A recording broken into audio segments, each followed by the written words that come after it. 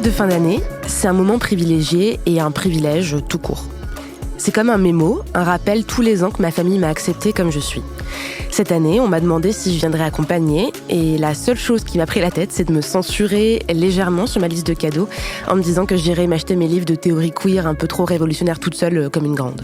Bref, moi, ça va. Et quand je parle de privilège, je pèse mes mots. Je sais que pour beaucoup de personnes LGBT, Noël, c'est plus qu'une épreuve.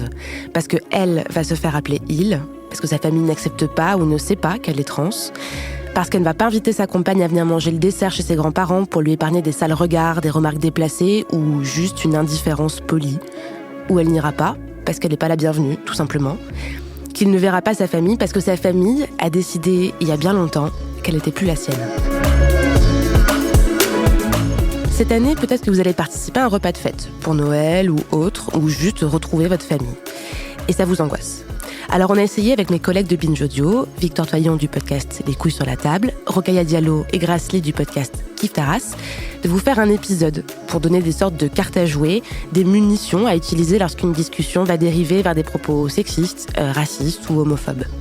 Ce sont des idées, des avis qui n'engagent que nous, à vous de piocher les solutions qui vous semblent les plus adaptées pour vos situations personnelles. Ça vaut pour Noël, n'importe quel repas, et certainement beaucoup d'autres discussions et débats le reste de l'année.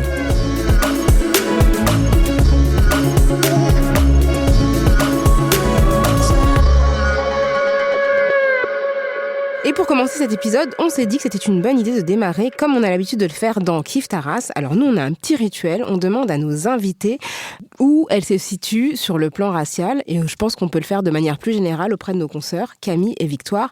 Alors, est-ce que vous vous situez de manière générale en tant qu'être social et si oui, comment vous le faites ? Bon, alors moi, je suis une femme cisgenre, c'est-à-dire que j'ai le genre qui m'a été attribué à la naissance. J'ai 30 ans, je suis blanche. Je suis célibataire et j'ai pas d'enfants. Et moi, j'ai décidé de pas fêter Noël depuis quelques années. Mais par contre, je fais très souvent des repas de famille, des dîners entre amis, etc. Et en fait, depuis que j'ai lancé le podcast Les couilles sur la table, je peux pas passer une soirée, un déjeuner ou une fête tranquille sans qu'on se mette à me parler de féminisme. Et donc, sans potentiellement provoquer d'énormes conflits. Et toi, Camille ?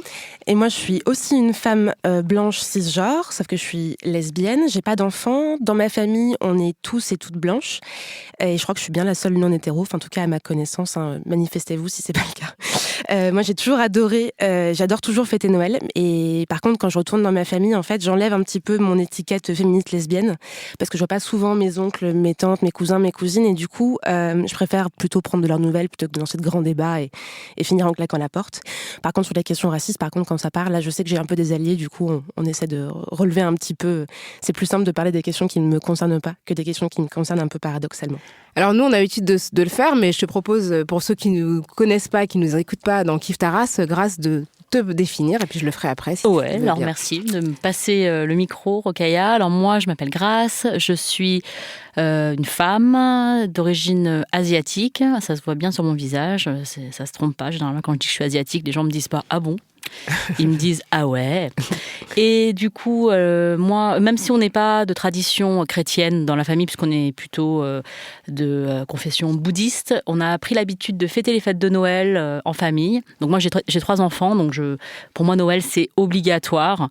Parce qu'il y a les cadeaux, parce qu'il y a les réunions, parce qu'il y a les grands-parents qui veulent voir les enfants, etc. Donc il y a vraiment voilà, comme beaucoup de familles, des enfants de mon âge, hein, d'ailleurs. Du coup, les fêtes de famille, ça peut être parfois très douloureux parce que je me retrouve à être confrontée à des propos sexistes, racistes, homophobes, enfin validistes, tout. Moi, je me pose souvent la question de savoir est-ce que j'y vais ou j'y vais pas, en fait. C'est parce que c'est un moment de se retrouver en famille, donc c'est pour kiffer.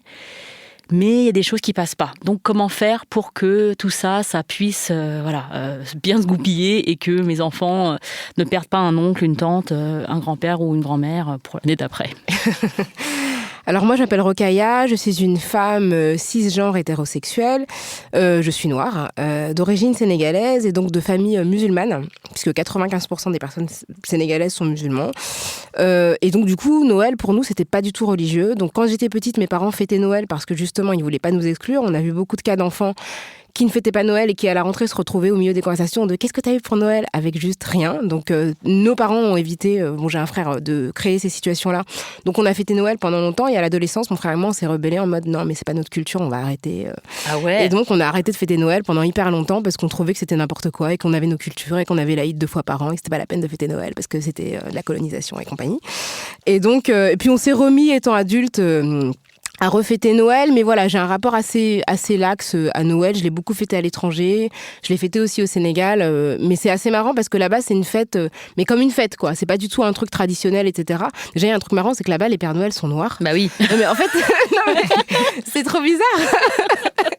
Et du coup, c'est vrai qu'il y a quelque chose de plus, de plus souple. Mais effectivement, les réunions de famille, c'est quelque chose d'assez courant, surtout qu'on est dans des situations de famille recomposées. Nous, c'est beaucoup de familles immigrées, donc les cousins, c'est pas forcément des cousins, mais des gens de la communauté. Donc ces questions-là se posent énormément parce que il y a les traditions qui se mêlent effectivement à ce qu'on peut vivre nous en tant que Français. Puisqu'on est toutes françaises, je crois, toutes les 4 autour de la table. Et donc, toutes les 4, on est confrontés, comme vous qui nous écoutez, certainement à des situations de repas de famille, de dîner entre amis, de soirées, de fêtes, etc., où il y a des sujets importants qui sont abordés, des questions politiques, etc. Donc, on s'est dit, bon, comment est-ce qu'on répond à tout ça ? Parce que plus on a des convictions, plus on a des opinions formées sur un certain nombre de sujets, et plus aussi il y a des choses qui peuvent nous heurter, ou plus il y a potentiellement des situations conflictuelles. Bon, et d'abord, ce qu'on s'est dit en préambule, c'était que, bon, d'abord, le conflit, c'est pas forcément mal. Hein. Il s'agit pas d'éviter le conflit à tout prix, etc. Parfois, le conflit est nécessaire, parfois, il est inévitable. Mais ce qu'on s'est dit aussi, c'est qu'en fait, il y a un truc que moi, j'ai appris, c'est que, et trop tardivement, à mon avis, c'est qu'en fait, on a toujours le choix de rentrer dans une conversation ou non. Et ça, c'est important parce que parfois, on fonce tête baissée en fait, dans des conversations qui vont mal se terminer, on le sait déjà d'avance. Alors qu'en fait, on peut toujours se dire que si on n'a pas envie d'avoir un type de conversation avec quelqu'un, on peut décider de ne pas l'avoir. Quand on décide d'avoir vraiment cette conversation avec les personnes, quand le débat se lance vraiment, on a identifié 5 cas d'arguments qui reviennent très très souvent et donc on va discuter ensemble de comment on peut répondre à ces 5 arguments principaux dans ces débats. Non mais c'est pas comme ça autour de moi, hein. Enfin perso j'ai jamais vu ça. Hein. Donc c'est de dire non mais ma chef ma chef c'est une femme, ah bah moi chez nous j'en fais beaucoup plus que ma femme à la maison, ça c'est quand c'est un mec qui parle, en disant mais regarde autour de nous la charge est hyper équilibrée, voilà, ma fille elle est dans un collège hyper mixte, il y a des blancs, des blacks, des beurs, tout le monde s'entend hyper bien, il n'y a pas de racisme, etc. Voilà, donc ça c'est quand on parle de situation structurelle, on va dénoncer le patriarcat, on va dénoncer un système raciste, un système validiste, etc. Et que la personne à qui vous parlez vous dit « ça ne correspond pas à la réalité que je vis, donc c'est faux ce que tu racontes ». Alors qu'est-ce qu'on répond à ça ? Moi, je me suis dit que face à cet argument-là, en fait, ça sert à rien de nier les perceptions de la personne. C'est-à-dire qu'on est personne pour lui dire non mais n'importe quoi, tu te rends pas compte de telle ou telle chose, etc. Puis elle te croira pas en fait. Ouais. Voilà. C'est son vécu. Donc, et c'est son vécu, voilà. Donc il s'agit pas du tout de nier le vécu des gens. C'est comme les mecs qui me disent non mais moi je souffre, c'est hyper difficile pour moi et tout machin. Gars, ok tu souffres, bah, je vais pas remettre en cause le fait que tu souffres, d'accord. Mais nous on meurt donc. Oui, exactement. Voilà, fin de l'épisode. Par contre, allez merci. Par contre, non, en fait, ça me semble être un biais super courant, c'est-à-dire de faire de son cas personnel, individuel, une situation générale et de pas arriver à comprendre le concept d'exception. C'est-à-dire, oui, peut-être que toi, dans ton couple, tu en fais plus que ton épouse à la maison.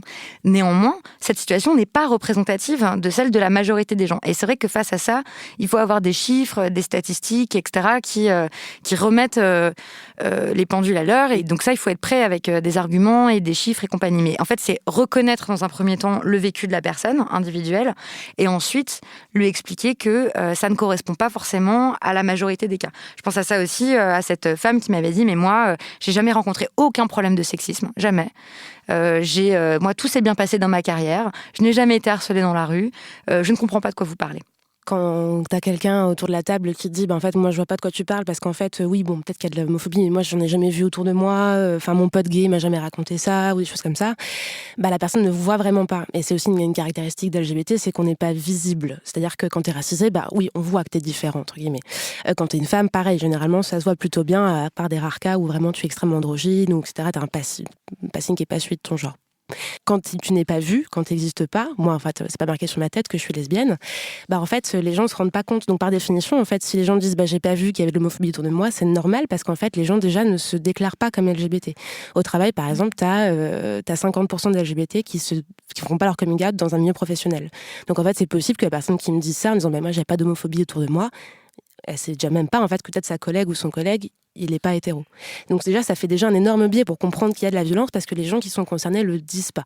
Ils font pas tout leur coming out et c'est pas un problème. On a le droit de pas faire son coming out pour se protéger de plein de choses, un coup émotionnel, de tout ce qu'on veut.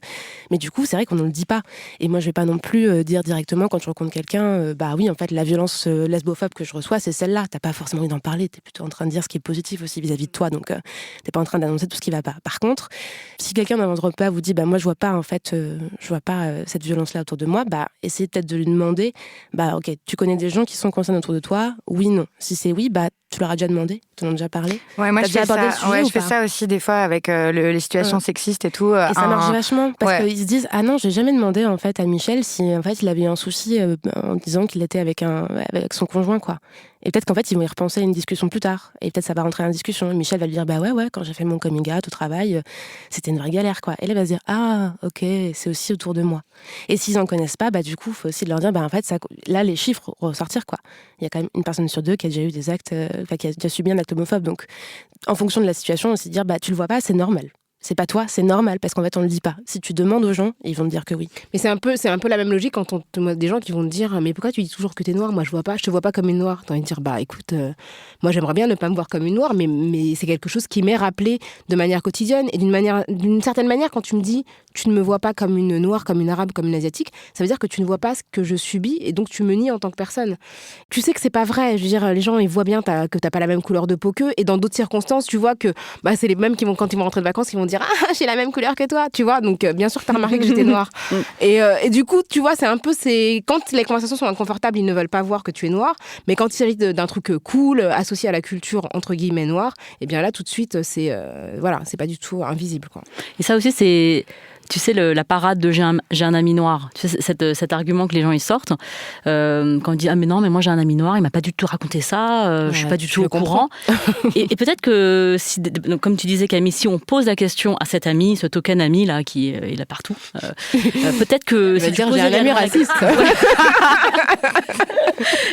et plutôt que projeter constamment sa propre perception de la vie sur l'ami noir, c'est-à-dire que moi Rokhaya m'a jamais parlé de ça, donc je pense qu'elle a pas vécu ça. Mais en fait si je lui pose la question, je saurais si Rokhaya a vécu ça ou pas. Je vais pas juste projeter ma propre vie sur elle en se disant moi j'ai pas vécu ça, on m'en a pas parlé, donc ça veut dire que parce que je sais tout d'elle forcément. Non en fait il y a aussi une question de respecter l'autre comme étant une personne humaine, avec son propre vécu et pas juste notre relation avec cette personne-là. Puis il y a une étape 2 aussi, c'est que si la personne ne te l'a pas dit, c'est potentiellement que tu es toi-même problématique. C'est-à-dire que la personne parle plus facilement. Non, mais voilà, c'est clair. Tu parles plus facilement à quelqu'un que tu sais qui est safe pour toi, où tu vas pouvoir échanger sur ces questions-là. Et si la personne ne te l'a pas dit, si ton collègue Michel t'a pas dit, en fait, peut-être que toi-même t'as déjà des remarques en fait qui le mettent pas bien à l'aise, quoi. Donc faut réfléchir à ça aussi, je crois. Non mais c'est bon, chacun est libre de faire ce qu'il veut. Donc voilà, cette idée que tous les individus sont absolument libres et qu'on a tous le choix, en fait, quelle que soit notre condition, la situation dans laquelle on se trouve, etc., on a toujours le choix. Quand vous vous retrouvez face à ce type d'argument, de dire... en fait, souvent, moi, je me suis rendu compte dans des discussions féministes et tout, qu'en face de moi, il y avait des personnes qui n'avaient aucune idée de ce qu'est la sociologie, par exemple. Donc en fait, ils ne comprennent même pas et je dis pas ça pour les blâmer, parce que c'est un truc qu'on n'étudie pas à l'école, en fait, forcément. Sauf si tu fais les filières économique et sociale, là où tu as des cours... On est très privilégié pour avoir accès à un apprentissage de la sociologie dans un le cadre du lycée. Scolaire. Il faut voilà. déjà, au lycée, être en première ES. Enfin, c'est déjà... Il faut quand même franchir pas mal d'étapes. Mais il y a plein de malentendus, j'ai l'impression, qui viennent dans les discussions du fait que les gens, que parfois vos interlocuteurs, ils connaissent pas du tout le principe de la sociologie. Exactement. Et donc, ils comprennent pas la classe sociale, comment ça joue, les effets de race encore moins, le sexisme, etc. C'est compliqué. Ils s'accrochent à l'idée que on est des purs individus, que la culture n'a aucune influence sur nous, que la société n'a aucune influence sur nous, et qu'à la fin, en fait, on a tous fait exactement ce qu'on voulait, et tout était des choix, quoi, dans la vie. Et j'ai aussi l'impression que le concept de choix, il n'est pas bien compris. Souvent, on fait comme si on avait tous les choix possibles, et des personnes en face ne peuvent pas comprendre que, non, il y a plein de situations où tu n'as pas de vrai choix, en réalité. Et que tu connais même pas parfois tes options. C'est-à-dire que déjà, la connaissance des choix possibles, c'est déjà un capital culturel. Et ça, de penser que c'est quelque chose qui va de soi, il y a plein de gens qui découvrent Sciences Po après avoir fini leurs études parce qu'ils n'en ont jamais entendu parler, tout simplement parce que c'est dans des endroits où c'était même pas une option envisageable. Et cette idée-là du conditionnement social, et c'est vrai que là, on parle beaucoup de la France hexagonale, mais vous imaginez bien que si vous êtes guadeloupéen et que vos ancêtres ont été réduits à l'esclavage pendant 400 ans, vous n'êtes pas au même endroit qu'une personne dont les ancêtres étaient déjà libres. Tout simplement, le fait d'avoir été libre et d'avoir pu constituer un capital économique, territorial, matériel pendant longtemps, ça change tout. Quand on est immigré, on vient d'arriver, on n'a pas d'héritage. On n'a pas d'héritage sur le sol. Et donc tout ça, ça fait qu'il y a un confort aussi matériel qui n'existe pas. Et c'est vrai que ce que tu dis, Victoire, par rapport au fait que les gens ne pensent pas à la sociologie, ils pensent que tout est une question de choix personnel et individuel. Et que la personnalité, finalement, elle est déterminante par rapport au reste. Et c'est une façon aussi... Et que ta personnalité vient uniquement de toi. Donc exactement. Par exemple, tu es un garçon, eh bien, c'est tout naturellement. Et c'est un choix que tu as fait d'être intéressé par le foot. Exactement. Tu es de classe sociale supérieure, ton père est médecin, ta mère est avocate...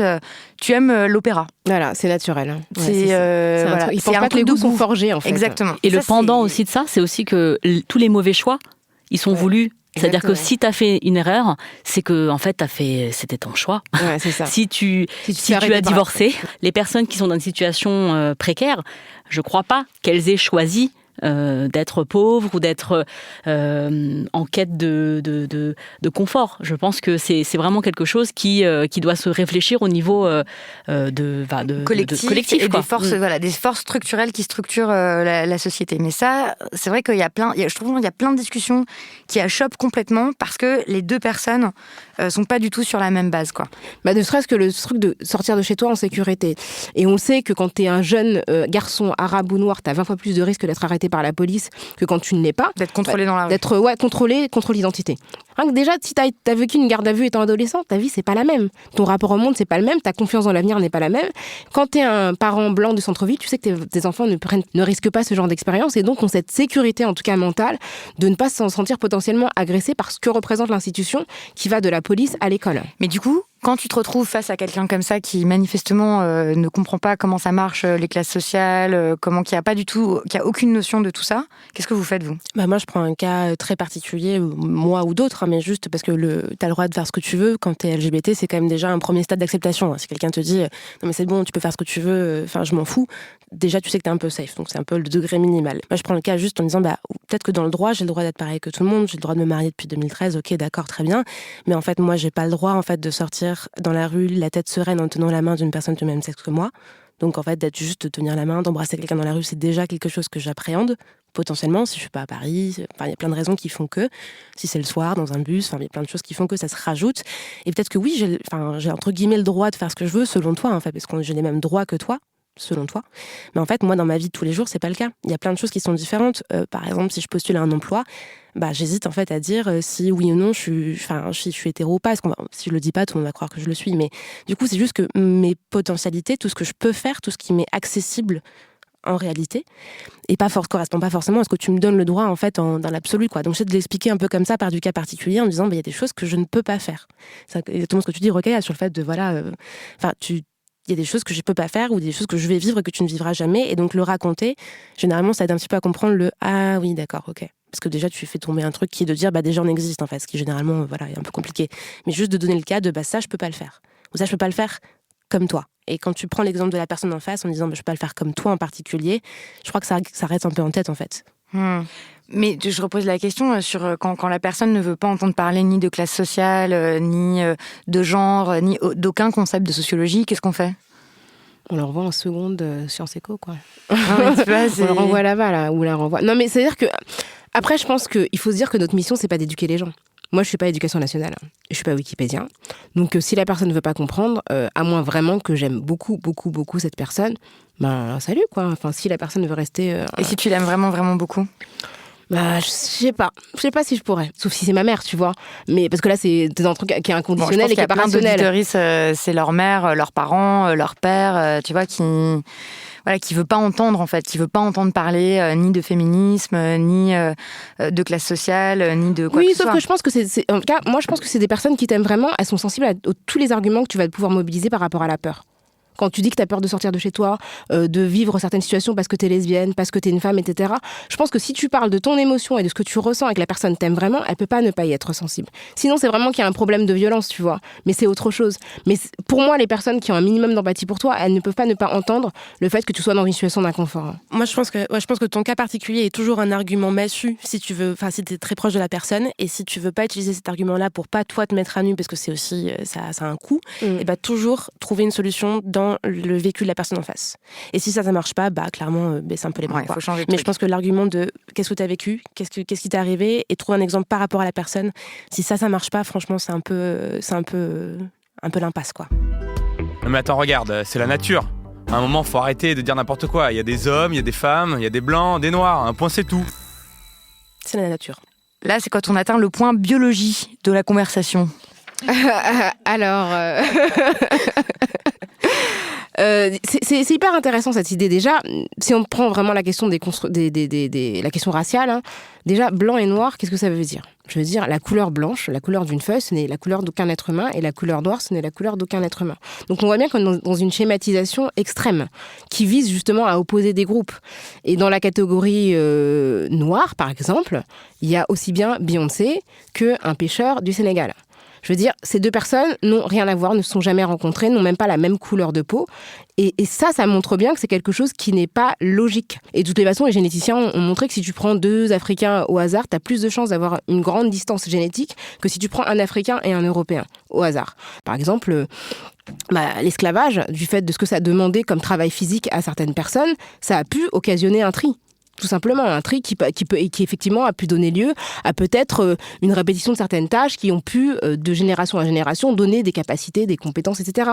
Ou par exemple, on dit souvent que aux Antilles, ou que les hommes noirs sont des hommes qui sont pas fiables, qui sont pas fidèles, qui délaissent leur foyer, etc., etc. Et en fait, on sait que dans le système esclavagiste, par exemple, je pense aux Amériques, de manière générale, eh bien, les familles étaient séparées, c'est-à-dire qu'on considérait que les hommes étaient animalisés, on considérait que c'était des étalons, donc il y avait pas la structure familiale en fait était complètement éclatée. Donc ça, quand on le reproduit sur des siècles, évidemment que ça a des conséquences sur les structures familiales actuelles dans les Antilles françaises, dans les familles nord-américaines, où effectivement, la constitution du noyau autour du couple hétérosexuel, elle a été challengée par l'esclavage, puisque les familles étaient dispatchées et que les hommes étaient considérés comme des reproducteurs. Donc, encore une fois, on est dans de la sociologie et dans de l'histoire et pas dans quelque chose de naturel. Le dérivé de l'argument c'est génétique, il y a aussi l'argument c'est culturel. Il y a vraiment le truc de... Ça, c'est un peu plus édulcoré, mais c'est un peu... Mais c'est culturel. Chez vous, les Asiatiques, vous êtes tous hyper respectueux. Et c'est pour ça, d'ailleurs, que chez vous, ça marche mieux. Oui, parce qu'en fait, chez nous, c'est une dictature, peut-être. Donc, ça marche mieux. Donc, en fait, il y a vraiment ce truc vous, chez vous, c'est comme ça. Et déjà, quand on part de cette discussion, on dit, mais chez vous, il faut déjà définir qu'est-ce que ça veut dire en fait dans quelle entité qui on va mettre dedans en fait et qu'est-ce qu'on va analyser. Les femmes c'est comme si, les hommes c'est comme ça, les asiatiques sont comme si, voilà. Bizarrement on dit jamais les blancs c'est comme ça. Tu vois, enfin tu te rends compte quand même qu'il y a des populations qui sont plus schématisées et réduites que les blancs leur culture. Enfin, tu vois, des trucs que tu n'entends pas beaucoup, en fait, en tout cas dans l'espace mainstream, quoi.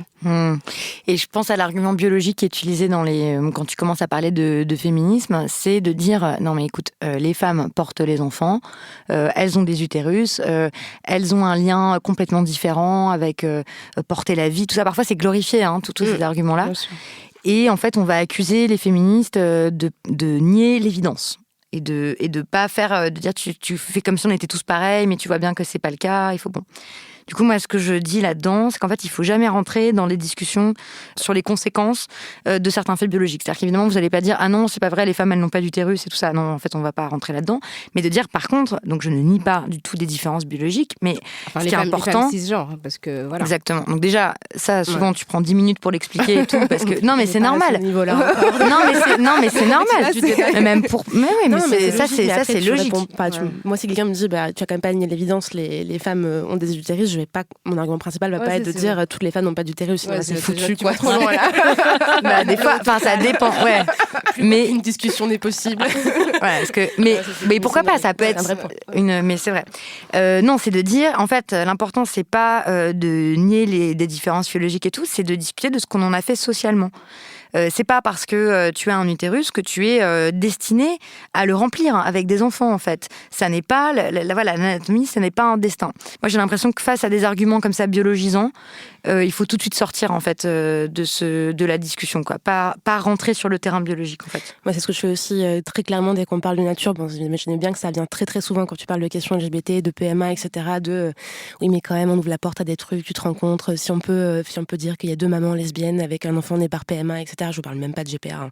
Mais juste là, Noël 2019, PMA potentiellement sujet qui va arriver. Procréation médicalement assistée, avec l'idée de dire, mais quand même, la nature, c'est quand même, c'est un mâle et une femelle. C'est ça. Donc, je comprends bien que pour être parent, il faut qu'il y ait un mâle, une femelle, donc un homme, une femme. Du coup, vraiment, la maternité, la paternité homo, c'est pas du tout un truc naturel, 12 guillemets. Donc forcément, là, faut sortir tout de suite du débat de bio, vraiment tout de suite, et juste dire, en fait, ok. On fait quoi du coup ? On fait quoi ? Parce que ça fait quand on dit que c'est pas naturel en fait l'homosexualité, mais ça fait quand même un sacré paquet de temps en fait qu'il y ait des homos sur Terre. C'est pas arrivé il y a 20 ans, hein, donc ça fait quand même plusieurs siècles, voire plusieurs millénaires que ça existe.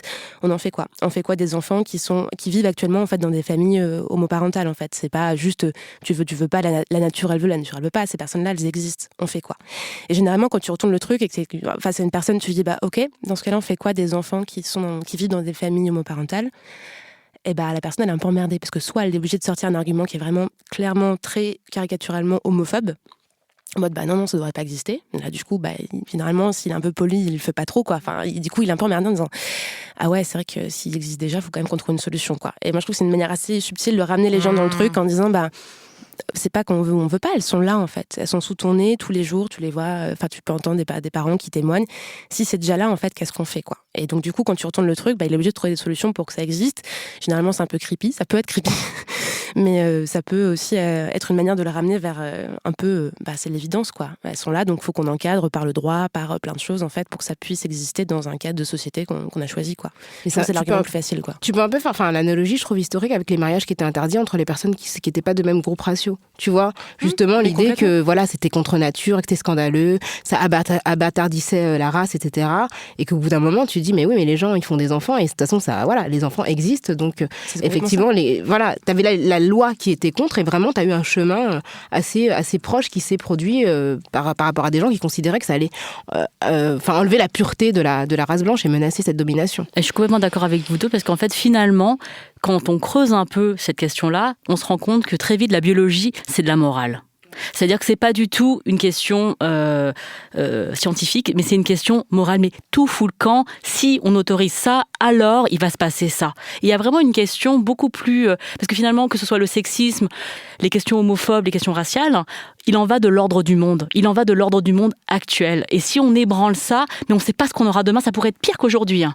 Donc, comme on se dit, c'est biologique, de toute façon, on peut rien y faire, on peut rien changer, etc. Ça permet de pas remettre en question des situations sociales, en fait. Ouais, je pense, ouais. Par exemple, de dire, voilà, les femmes, elles ont un utérus, elles portent des enfants, ça veut dire qu'elles sont faites pour ça. Et ça veut dire que voilà, on les paye moins cher parce qu'elles sont moins efficaces au boulot, parce que potentiellement elles vont être absentes. Enfin, il y a plein d'implications sociales. Et que le monde va mal depuis que les femmes travaillent, en fait. Tu vois, parce que les hommes, ils sont perdus. Quoi, tu peux justifier que c'est un congé maternité uniquement et pas un congé paternité qui est important parce que c'est elle qui le porte. Enfin, tu peux justifier énormément de choses et justifier plein d'inégalités sociales, en fait, tout simplement. Sauf que si tu dis ça, c'est que tu refuses de les voir. De la même manière que quand tu vas considérer que les Noirs sont très très bons en sport, l'implicite, c'est qu'ils sont pas forcément bons ailleurs.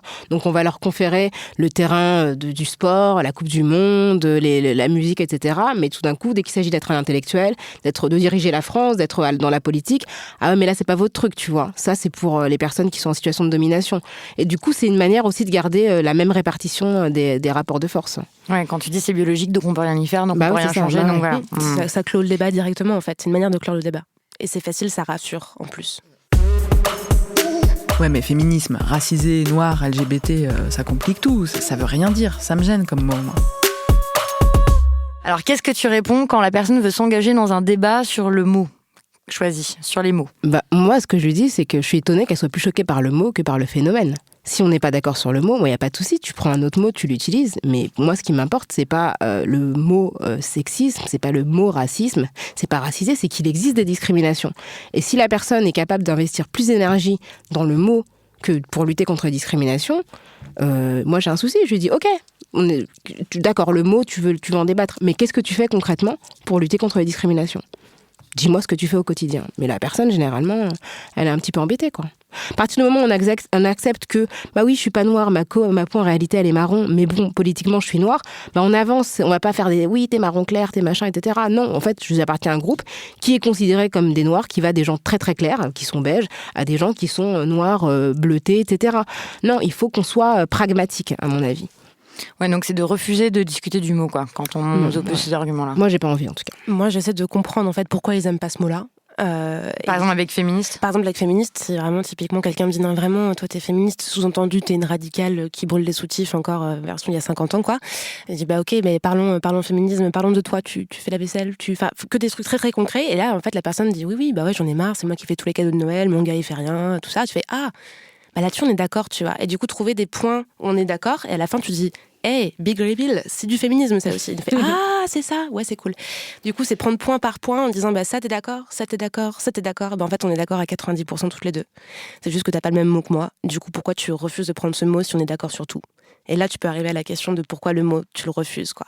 Après, sur les questions LGBT, c'est encore plus différent parce que ces mots, ils sont imprononçables. Pour quelqu'un vient de me voir et me dit « Salut, t'es lesbienne », vraiment rien que prononcer le mot « lesbienne », je pense qu'il faut des années, en fait, pour que la personne arrive à le prononcer, quoi. Il y a toujours des 12 000 circonvolutions, etc. Donc c'est un peu différent. On dit quoi, t'aimes les filles ? Bah, ça va être toujours, mais c'est incroyable la manière dont les gens peuvent arriver à le faire de manière très, très, très édulcorée, quoi. Genre, t'as quelqu'un, des trucs comme ça, quoi. Enfin, vraiment, c'est tout le temps. Et c'est pas grave, mais juste si quelqu'un arrive à prononcer le mot, dans ma famille, s'il prononce le mot, putain, mais c'est une victoire, mais de ouf. Du coup, c'est un peu différent. Du coup, ils ne disent pas forcément, bah, lesbienne, ça me dérange, mais peut-être qu'il y a aussi des mots qu'ils n'arrivent pas à prononcer ou qu'ils prononcent mal, parce que c'est aussi des insultes, en fait, tout simplement. Les mots qui définissent, en fait, les vécus LGBT, c'est des mots d'insultes. Gay, pour certaines personnes, c'est une insulte. PD, ça l'est tout le temps.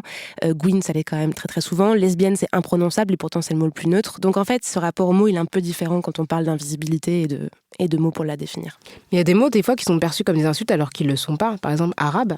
Bien sûr. Les gens, on a l'impression que... Ouais, c'est ça, au noir, les gens vont dire black, ils savent pas trop. Oui. Donc ils ont peur de nous insulter parce qu'ils ont l'impression... En fait, les questions sont tellement épineuses que du coup, ils savent pas trop comment dire. Et donc, ils sont face à nous, ils savent pas Renoir, black, machin, etc. Et du coup, ça aussi, c'est-à-dire qu'on n'a pas suffisamment dans l'espace public mobilisé ces termes de manière neutre, en fait, pour en faire quelque chose qui ne soit pas chargé et qui ne mette pas les gens mal à l'aise. Et du coup, dans un repas de famille, faut le dire, quoi. Genre, juste lâcher, oui, je suis lesbienne, oui. Et le dire en disant, voilà, en le disant, tu donnes le tampon en disant, c'est OK pour que tu le dises, en fait. Ça, c'est le bon mot. Garde-le avec toi, ressors-le quand tu dois le sortir, en fait. C'est un peu le rôle qu'on peut avoir aussi dans ces mots-là, quoi. Et si vous n'êtes pas sûr de quelque chose, posez la question tout simplement. C'est-à-dire que moi, avant de connaître une personne noire adulte avec qui j'ai dit mais est-ce que en fait noir c'est possible, c'est OK, et ben elle m'a pas tapé, la personne elle m'a juste dit oui, bah tu peux dire noir, ce n'est pas un gros mot, etc. Non mais ça va, on peut en débattre. Oh là là, on peut plus rien dire aujourd'hui. C'est un grand classique quand même. C'est un grand classique. Moi, ça m'arrive pas en famille, mais ça m'arrive souvent à Paris avec des groupes de potes, de soirées, etc. De gens qui sont en fait des spécialistes du débat comme sport. C'est juste parce qu'ils adorent débattre de tout, de rien. Mais tu peux débattre. Enfin, pour eux, on peut débattre de politique, de PMA, de tout ensemble. En fait, c'est la même chose. Et en fait, c'est pas la même chose. C'est-à-dire que tu parles pas de la même manière de tel ou tel sujet avec une personne qui est concernée ou pas. En tout cas, ça, c'est mon point de vue. C'est-à-dire que moi, j'adore débattre juste pour le plaisir de débattre, la rhétorique, de trouver des arguments, des contre-arguments, faire une espèce de match de ping-pong. Mais quand ça me concerne pas ou que ça concerne pas la personne en face, on peut débattre de la politique extérieure de la France à 23h dans une soirée de manière un peu posée, c'est OK. Par contre, quelqu'un qui va débattre de PMA, par exemple, avec moi de la même manière, c'est pas OK. Parce qu'en fait, quand il va sortir tous les arguments possibles et inimaginables juste pour contrer ce que je vais dire, en fait, cette personne-là, elle se rend pas compte que moi, Ça m'atteint personnellement. On parle de mon vécu, de ce que je vais, de mes attentes, de mon rapport à moi-même, d'inégalités que je vis au quotidien, de discussions que j'ai peut-être tout le temps avec les gens, parce que comme je suis concernée et que les lesbiennes, il n'y en a pas 12 000 non plus out, donc les gens n'en parlent pas souvent. Moi, je parle tout le temps de PMA. Et ben ils se rendent pas compte que c'est un coup. C'est un vrai coup pour moi en fait, et je peux pas parler de la même manière de ces sujets-là avec eux quoi. Oui, mais du coup, qu'est-ce que tu dis quand la personne te fait comme si va te lancer le débat, comme si discuter de la PMA pour lui c'est du sport, et pour toi, qu'est-ce que tu dis ? Un jour ou l'autre arrive l'argument de en fait c'est du vécu quoi. Pas forcément de mon vécu, je raconte pas forcément moi, ma vie, mon œuvre, tout ça, on s'en fout, mais juste de rappeler c'est des personnes en fait. Quand on parle de féminisme, t'as quand même plein de gens qui parlent de féminicide, sans mettre le mot, mais qui parlent juste ah oui, non mais il y a des gars quand même aussi qui se font frapper par leurs femmes. À un moment donné, ramener dans le débat qu'il y a des femmes qui en meurent, et quand même beaucoup plus que des gars, ça fait du bien quoi. Ramener du sensible, et je peux juste dire mais attends, on n'est pas en train de débattre d'un chiffre, on débat de 100 X personnes, je sais pas quel sera le compte quand on diffusera l'émission, personnes qui sont décédées. On n'est pas en train de parler d'un truc qui n'est pas palpable, quoi. Ouais, moi, je pense que là, je suis d'accord vraiment avec ce que tu dis, parce qu'il y a vraiment une notion de respect et d'empathie dans les discussions, surtout que dans les réunions de famille ou entre amis, qu'on peut avoir plus que dans un débat sur Facebook ou sur une chaîne de télévision en continu. C'est comme quand on dit des choses avec soi-disant humour. C'est-à-dire que maintenant, et je reprends l'exemple de Myriam Levin qui nous a dit ça dans un des épisodes de Kif Taras sur être juive et française, elle a dit à un moment, elle n'a plus peur de dire que ce n'est pas drôle, en fait, que les choses ne sont pas drôles. Ça aussi, c'est bien et de dire elle n'a pas envie. C'est pas drôle. Et voilà, c'est pas drôle, ça ne me fait pas rire. Et elle a dit, et moi, j'ai appliqué ça ensuite en me disant, mais moi, j'ai pas besoin d'être validée par Michel Leb, par exemple. Si je le trouve, si j'ai pas besoin de rire à toutes les blagues de tous les gens que je trouve pas drôles. Et ça m'exclut peut-être temporairement d'un cercle, mais de toute façon ce cercle-là je n'en veux pas, je ne veux pas être dans cette mais quand c'est dans ta famille qu'on fait des blagues sexistes et tout, on va dire Vic, j'arrivais de ne pas franchement, c'est bon, détends-toi, ça va, t'as pas d'humour. Tu dis non, désolé. Je suis très détendue. Moi, des fois ça m'est arrivé de dire non, désolé, j'ai vraiment aucun humour, ça ne me fait pas rire du tout. Non mais t'as le droit de dire je fais pas de ça en fait. C'est pas drôle, c'est pas de l'humour en fait. Et après, t'as la technique de dire explique-moi ce qui est drôle. Non, je n'ai pas d'humour, du coup, tu veux bien m'expliquer ce qui est drôle. Ça, c'est la technique. C'est super bien ça. Parce que du coup, ça oblige la personne à déconstruire un minimum son propos et en tout cas à être confrontée au ressort qu'elle utilise pour faire rire. Pour terminer, donc voilà la réponse à 5 cas qui arrivent très très souvent dans ce genre de conversation, des propositions de parade. On a quand même quelques conseils complémentaires. Je n'ai pas oublié que l'alcool, souvent, ne prépare pas à des discussions spécialement ouvertes, sereines et constructives. Même si, voilà. Que c'est bien, on s'est dit aussi que c'était bien d'identifier des alliés dans des conversations. De voir les gens qui hochent la tête parfois d'un air entendu, qui disent pas beaucoup, de peut-être les prendre à partie, de dire toi qu'est-ce que t'en penses, etc. Ça c'est bien d'identifier des alliés. Parfois dans la cuisine, il y a des discussions qui sont bien plus intéressantes pour repérer les alliés que autour de la grande table, quoi. Ça paraît con à dire, mais les solutions sont souvent les personnes, les individus. Parce qu'autour de la grande table, en fait, il y a des enjeux de spectacle et de présentation de soi qui vont au-delà en fait de ce qui se passe. Et du coup, on se retrouve dans une situation où en fait, on sert de levier pour une personne qui veut se mettre en scène. Et donc du coup, c'est vrai que c'est plus compliqué, effectivement, d'avoir un vrai débat de fond quand les enjeux sont autres, parce qu'il y a le comique de la famille, il y a la personne qui a les opinions, la personne intelligente, et donc tout le monde joue son personnage et a intérêt en fait à le renforcer dans ce cadre-là. Et on peut décider de pas jouer dans la pièce. Non, exactement, et de se dire que on prend pas part au spectacle, mais qu'on a envie d'avoir des interactions plus individuelles, quoi. Et comme dans toutes les relations, interactions sociales, l'ego est hyper important. C'est-à-dire que des fois, il y a le tonton qui veut vraiment montrer que c'est un père de famille, qui va avoir le dernier mot, qui va avoir raison, qui veut pas être contredit par une femme. Enfin, je parle des hommes parce que c'est plus souvent dans ma famille comme ça, mais il y a aussi des femmes qui font ça, des tatas qui veulent pas être contredite par une plus jeune, même si elle sait qu'elle a raison. Et donc mettre l'écho de côté, c'est aussi quelque chose qui est important dans les familles, et un peu moins, je pense, chez les amis, parce que je pense que dans les réunions amicales, il y a plus d'égalité à ce niveau-là. Mais dans les familles, il y a clairement une hiérarchie, rien que au niveau de l'âge, situation dans la famille, quoi. Et puis aussi trouver des alliés en dehors du cadre du repas lui-même, de la journée même. C'est-à-dire que là, Noël, on va être à peu près tous en même temps, a priori, enfin, en tout cas une grosse partie en même temps à table.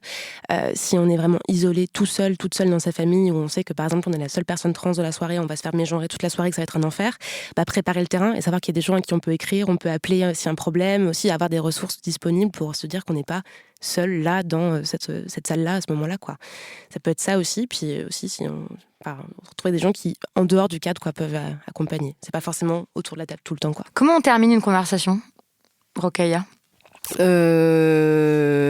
Comment tu fais toi pour clore une conversation ? En tout cas, moi, parce que les gens en fait aiment bien argumenter, mais souvent sans avoir vraiment de connaissances sur la question. En fait, on a l'impression que dès qu'on parle il y a plein de questions sur lesquelles on ne s'exprime pas sans avoir des connaissances. Dès qu'il s'agit de sciences dures, etc. Bon, on s'exprime quand même avec une certaine prudence. Mais dès qu'on est dans les sciences sociales, qu'on parle de sexisme, d'homophobie, de racisme, les gens ont l'impression qu'ils sont naturellement compétents.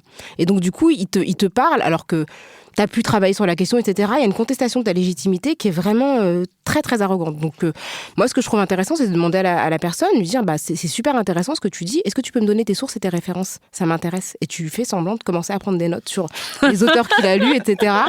Et du coup, la personne, généralement, elle en a pas. Donc, c'est-à-dire que juste placer la conversation sur un terrain vraiment carré. C'est-à-dire dire, OK, on discute sérieusement, donc donne-moi tes références, je vais les consulter, et on poursuivra la conversation par la suite.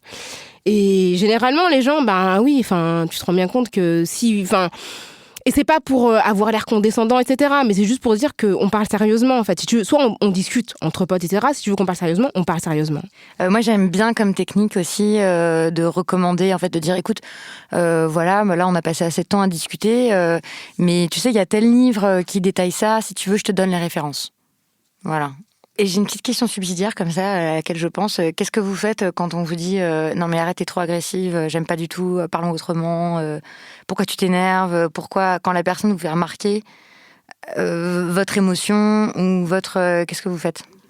C'est compliqué. Moi, je suis toujours très énervée quand de toute façon on en arrive là, quoi. Parce que déjà, quand la personne le remarque, c'est que je suis déjà énervée et c'est souvent pour me dire, on peut rien dire avec toi, de toute façon maintenant. Puis en même temps, moi, je sais que ils savent que je suis la radicale de service. Hein, tu vois, j'ai plus besoin. Puis avant, j'avais un peu honte de ça, mais maintenant, j'ai plus honte. Donc, je me dis juste, écoute, si tu veux pas parler, on parle pas.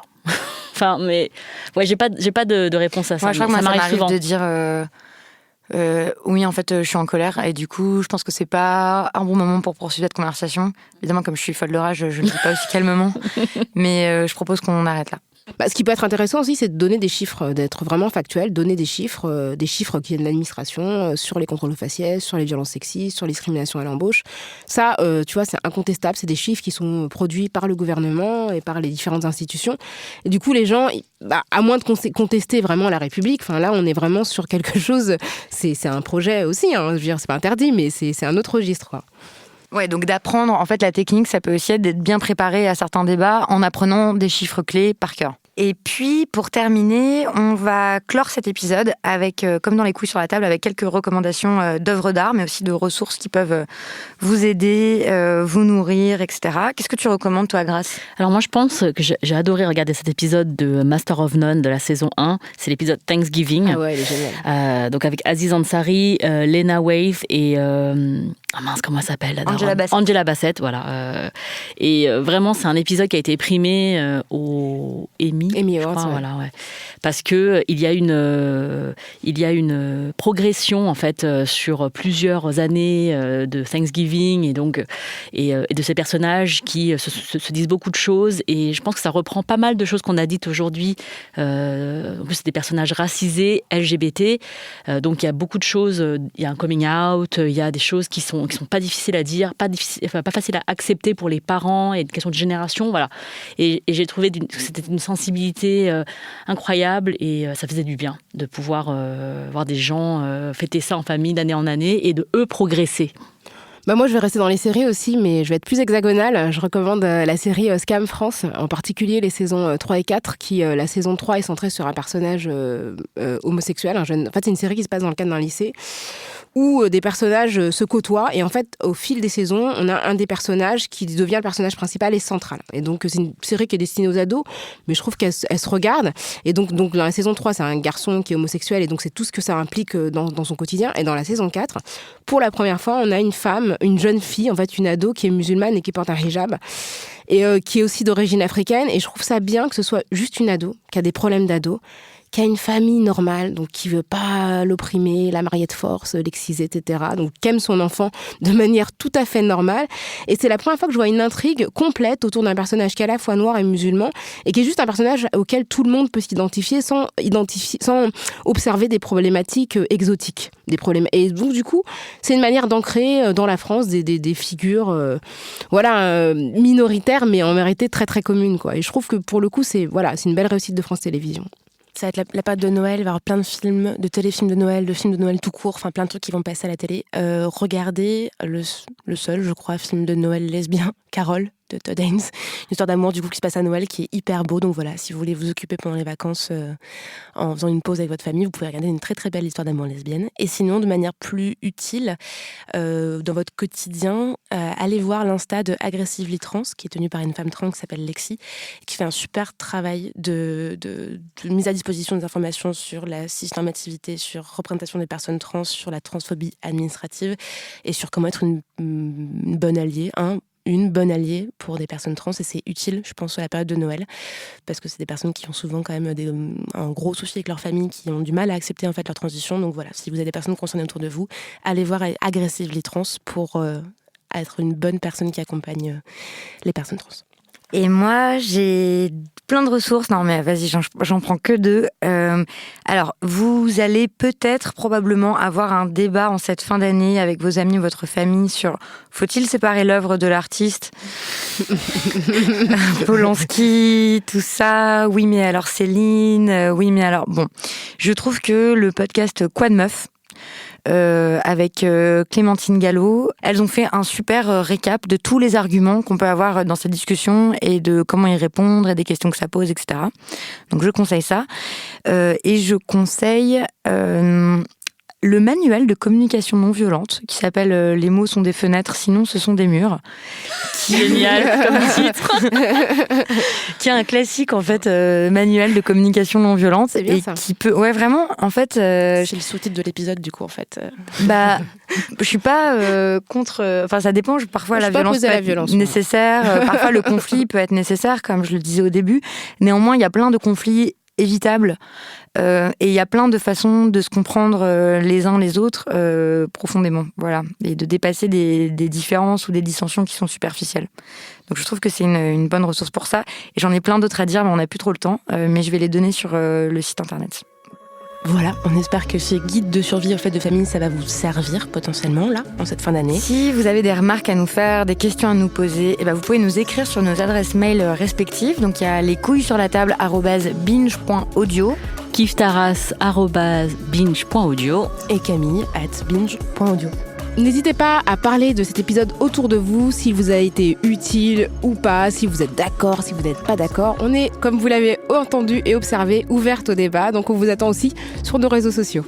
J'espère que cette discussion vous aura donné des pistes pour appréhender un peu plus serein et sereine les réunions de famille. N'oubliez jamais qu'on peut toujours choisir de répondre ou d'esquiver, que la balle est dans votre camp et qu'il n'y a pas de honte à attendre le bon moment pour parler de ce qui est intime sans se mettre en danger. Cette grande réunion Binge a été organisée et produite par Diane Jean, Au Fourneau, Solène Moulin et Quentin Bresson. Je profite de l'occasion pour vous présenter le reste de la famille Binge Audio, qui est composée de plein de personnes que vous avez parfois pu entendre dans ce podcast. Vincent, Soraya, Alban, Zoé, Simon, Fatima, Juliette, Dienaba, Victor, Mathieu, Thibaut, Thomas, Lorraine, Gabriel, David et Joël. Prenez soin de vous, prenez soin de celles et ceux autour de vous et passez une belle fin d'année avec votre famille, qu'elle soit de sang ou de cœur.